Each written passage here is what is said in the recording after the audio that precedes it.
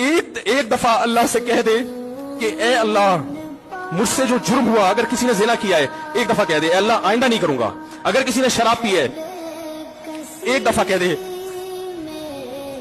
कि अल्लाह आइंदा नहीं पीऊंगा। अगर किसी ने अपने वालिदैन को सताया है एक दफा कह दे अल्लाह आइंदा नहीं सताऊंगा। अगर किसी ने विरासत खाई है एक दफा कह दे अल्लाह हक वापस करूंगा, आइंदा किसी का हक नहीं दबाऊंगा। अगर किसी ने इंटरनेट पर बेहुदा फुहश फिल्में देखी है एक दफा कह दे अल्लाह देख चुका आइंदा बोलो भाई नहीं देखूंगा। अल्लाह फरमाते हैं इसके कहने में ताखीर हो सकती है।